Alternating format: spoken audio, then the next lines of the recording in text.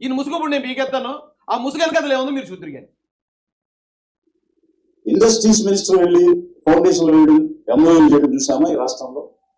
Education minister వెళ్ళి industries foundation చేస్తాడు, industries యొక్క ఎంఓఏ చేస్తాడు. నీకేం సంబంధం? నీకేం, నీది కాదు కదా అధికారం. నువ్వు చీఫ్. ఇప్పుడు మీరు ఐఏఎస్ ఆఫీసర్, మీరు వైఎస్ఆర్సీపీ కండువు కప్పుకున్నట్టు అడ్డమైన మాటలు మాట్లాడేయకూడదు. ఆయన విద్యాశాఖ మంత్రి మాత్రమే కాదు లోకేష్ గారు, ఐటీ శాఖ మంత్రి కూడా. ఆయన ఐటీ శాఖ మంత్రి కాబట్టి ఐటీకి సంబంధించిన పరిశ్రమలు ఏమొచ్చినా కానీ ఎంఓఏలు ఆయన చేస్తాడు. మీకు తెలిసి కూడా మీరు తప్పుదారి పట్టించేద్దాం జనాన్ని. ఒక ఐఏఎస్ ఆఫీసర్ని, అది కూడా నేను న్యూట్రల్ మ్యాన్ని, వైసీపీకి నాకు సంబంధం లేదు, నేను ఈ సమాజం కోసం వచ్చిన వాడిని అని మీరు ఇచ్చే బిల్డప్ కాస్త ఎక్కువైంది సార్, కాస్త. కాబట్టి కొంచెం తగ్గించేయండి. ఎందుకంటే తెలిసిపోతున్నారు మీ వెనకాతలో ఉన్న నీలి రంగు తెలిసిపోతుంది బయటికి. నీలి రంగు అంటే అంబేద్కర్ నీలి కాదు, వైసీపీ నీలం. వైసీపీ నీలం బయటపడిపోతుందండి. మీరేమో ఎంతో కష్టపడి మేనేజ్ చేసుకొస్తున్నారు. మీరు కానీ హర్ష్ కుమార్ గారు కానీ ఆ జాడప్ రెడ్డి గారు కానీ మేనేజ్ చేసుకొస్తున్నారు వైసీపీకి ఏం సంబంధం లేనట్టు. కేవలం దళితులను ఉద్ధరించడానికే మీరు చిన్నప్పటి నుంచి దళితుల కోసం పుట్టి ఉద్యమాలు చేసినట్టు ఏదో బిల్డప్ ఇస్తున్నారు కదా, ఇవ్వండి, బాగుంది. ఎంతో కొంతమంది నమ్ముతారు, అమాయకులు నమ్ముతారు. కానీ మీరు ఎలాంటి మాటలు మాట్లాడితే ఆ ముసుగు ఊడిపోతుంది.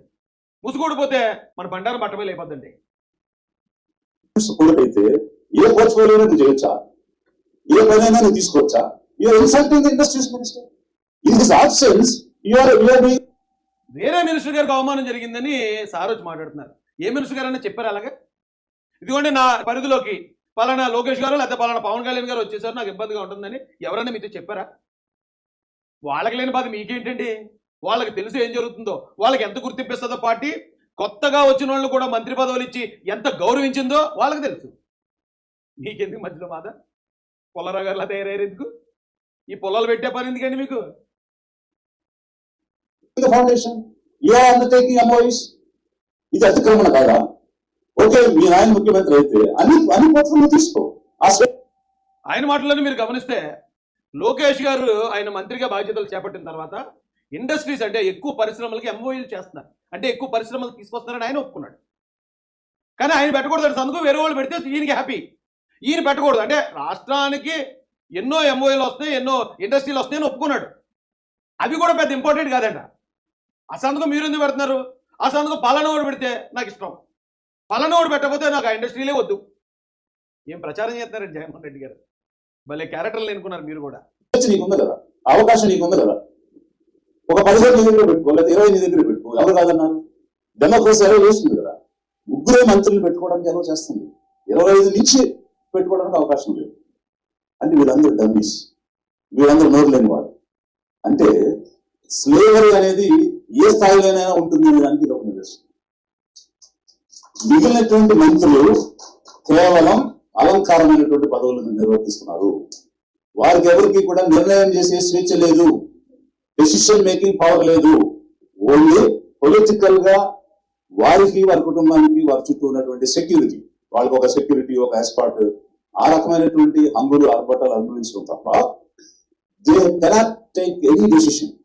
సో నిర్ణయం చేయలేని అధికారం ఉండినేది మండి. ఎందుకోసం అది చాలా అంటే నాకు చాలా ఆశ్చర్యంగా అనిపించింది. అంటే ఇప్పుడే జస్ట్ ఈయన అంతరిక్షం నుంచి ఊడిపడినట్టున్నాడు పాపం, ఇక్కడ పరిస్థితులే తెలియవు ఆయనకి. అయితే ఆయన ఏమన్నాడు అంటే గౌరవనీయులైన మంత్రివర్యుల్ని డమ్మీలు అంటున్నాడు, స్లావరీ అంటున్నాడు, అంటే బానిసలు అంటున్నాడు. మరి ఒక బాధ్యత గల ఐఏఎస్ ఆఫీసర్ ఇప్పుడు అధికారంలో ఉన్న మంత్రుల గురించి అలా మాట్లాడకూడదనే మినిమం ఆ జ్ఞానం కూడా ఇంట్లో కనపడలేదు నాకు. ఎందుకు చెప్తున్నాను ఇదంటే, ఇప్పుడు 3 మంత్రులు కనపడుతున్నారు అన్నాడు. ఇప్పుడు మరి జగన్ గారి గవర్నమెంట్లో ఎంతమంది కనిపించారు చెప్పలేదు మీరు? జగన్ గారి గవర్నమెంట్లో మీరు పనిచేశారు కదా. ఇక్కడ ఒకవేళ మీ మాటే కరెక్ట్ అనుకున్నా కూడా ఒక సీఎం గారు, ఒక ఐటీ మినిస్టర్ గారు, ఒక పంచాయతీరాజ్ మినిస్టర్ గారు కనీసం కనపడుతున్నారని నువ్వు అని ఒప్పుకున్నావు. కానీ అక్కడ ఎవరు కనపడేవారు? వైసీపీలో ఉన్నప్పుడు ఎవరు చూసినా సజ్జల రామకృష్ణారెడ్డి గారే. హోమ్ మినిస్టర్ ఆవిడ పెట్టాలి ప్రెస్ మీట్ అంటే సజ్జల రామకృష్ణారెడ్డి గారు మాట్లాడతారు. ఇండస్ట్రీస్ మినిస్టర్ పెట్టాలంటే సజ్జల రామకృష్ణారెడ్డి గారు. పంచాయతీరాజ్ పెట్టాలంటే సకల శాఖ మంత్రిగా పేరు తెచ్చుకున్నాడు. అలాగే విజయసాయిరెడ్డి గారు, వైవి సుబ్బారెడ్డి గారు, వీళ్ళు అసలు మంత్రులే కాదు. మంత్రులు కానోళ్ళు మంత్రులందరినీ పక్కన పెడితే విజయ్ కుమార్ గారికి చాలా హ్యాపీగా ఉంది ఆ రోజు. అబ్బా ఆయన ఎంత ఎలా పొడి కూడా అనుకున్నారో పోయిన గవర్నమెంట్ని.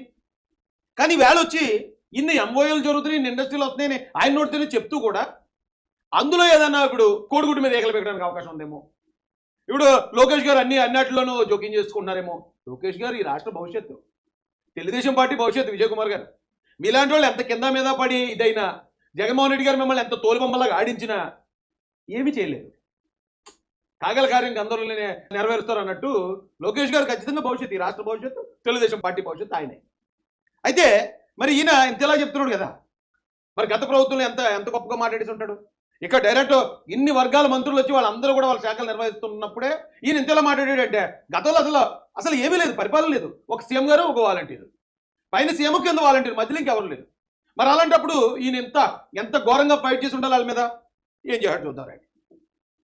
అసలు ఫస్ట్ అయితే ఒకసారి తమ్ముళ్ళు చూడండి. దేవుని బిడ్డ జగన్, ఇది ఈ ఐఏఎస్ ఆఫీసర్ గారు మాట్లాడిందే. ఏమంటే ప్రగతిలో ఏపీ నెంబర్ 1 ఈయన మాట్లాడిందే. ఇది ప్రతీకార పాలన సర్కారుపై విరుచుకుపడ్డ విజయ్ కుమార్. ఎవరి మీద అండి? చంద్రబాబు నాయుడు గారి మీద, లోకేష్ గారి మీద, పవన్ కళ్యాణ్ గారి మీద. జగన్ కోసం పాట పాడిన municipal commissioner Vijay Kumar. Just ఈ తమ్ముళ్ళు చూస్తే అర్థమైపోతుంది దీని బ్యాక్గ్రౌండ్ ఏంటని. మీకు వైసీపీ అంటే ఇష్టం ఉండొచ్చు, తప్పలేదు. వైసీపీ ఇష్టం ఉన్నప్పుడు వైసీపీలో జాయిన్ అయిపోయి వైసీపీ కార్యకర్తగా మాట్లాడొచ్చు కదా. ఇవన్నీ ఈ దొంగ నాటకాలు ఎందుకు అంటాను నేను. ఇప్పుడు నేను వైసీపీ మీద ఫైట్ చేశానండి. ఇక్కడ దళితుల్ని చంపేస్తున్నారని, చవాల్ డెడ్ బాడీలు డోర్ డెలివరీ చేస్తున్నారని, పోలీస్ స్టేషన్లో శిరోమండనాలు చేస్తున్నారని, ఎక్కడ పడితే అక్కడ చంపి పారేయటం, దళిత పథకాలు రద్దు చేయటం, పథకాలు కొన్న అంబేద్కర్ గారి పేరు తీసి పారేయటం, ఒక్క గవర్నమెంట్ ఉద్యోగం ఇవ్వకపోవటం, ఇవన్నీ నాకు అన్యాయం అనిపించింది. అరే అణగారి వర్గాలకు అన్యాయం జరుగుతుంది అనిపించింది. అని మేము పోరాడాను. పోరాడిన తర్వాత పోరాడి ఎలక్షన్ దగ్గరికి వచ్చిన తర్వాత అవును మా ఓట్లన్నీ ఖచ్చితంగా ఏదో పార్టీకి అనుకూలంగా ఉండాలి, జగన్ గారికి వ్యతిరేకంగా ఉండాలనుకున్నాను. తెలుగుదేశం పార్టీ కంటే ధైర్యంగా కప్పుకున్నాను. ధైర్యంగా చంద్రబాబు నాయుడు గారి సమక్షంలో నేను జాయిన్ అయ్యాను. ఆయన నన్ను అధికార ప్రతినిధి చేశాడు. అప్పుడు నేను నా పార్టీ గురించి పనిచేస్తున్నాను. నేను మీలాంటి వాళ్ళు ఎవరైనా ఇలా మాడుతుంటే అడ్డుకుంటున్నాను. కానీ మీరు ఎందుకు జాయిన్ అవ్వరు? ఎందుకు ఈ దొంగ నాటకాలు? వైసీపీ అంటే మాకు సంబంధం లేదన్నట్టు ఎందుకు ఈ బిల్డప్లు ఎందుకు? ఆయన జగన్మోహన్ రెడ్డి గారు దేవుని కుమారుడు అండి. ఏంటి సుచరిత గారు హోమ్ మినిస్టర్ చేశారు, వనిత గారు హోమ్ మినిస్టర్ చేశారు. కనీసం వాళ్ళు ఎప్పుడూ ప్రెస్ మీట్ కూడా పెట్టలేదు. ఎక్కడైనా అన్యాయం జరిగితే కనీసం వాళ్ళు ఎక్కడ కనపడలేదు. అసలు ఆ ప్రభుత్వంలో మంత్రులు అన్నవాడు ఎవరు కనపడలేదు. ఏ మంత్రి ఎప్పుడు ఉంటాడో తెలిసేవాడు కాదు. ఈ సంవత్సరం ఈ మంత్రి అయిపోయాడు, 2వ మంత్రి వచ్చాడు అనేవారు. మళ్ళీ ఆ మంత్రి పోయాడు, మళ్ళీ 3వ మంత్రి వచ్చాడు అనేవారు. ఏదో నాటకాల్లో ఉంటుంది, 1వ కృష్ణుడు, 2వ కృష్ణుడు, 3వ కృష్ణుడు అలా ఉండేవారు మంత్రులు. గతంలో మంత్రి ఒకసారి వచ్చాడంటే 5 సంవత్సరాలు ఆయనే ఉండేవాడు. ఒకవేళ జనరల్ నాలెడ్జ్ క్వశ్చన్ అడిగితే ఆ మంత్రి పేరు రాసేవారు. ఇక్కడ ఏ మంత్రి ఉన్నాడో ఎవరికి తెలియదు. ఒకటే మంత్రి, ముఖ్యమంత్రి, ఆ తర్వాత వాలంటీర్. అలా ఉన్న ప్రభుత్వం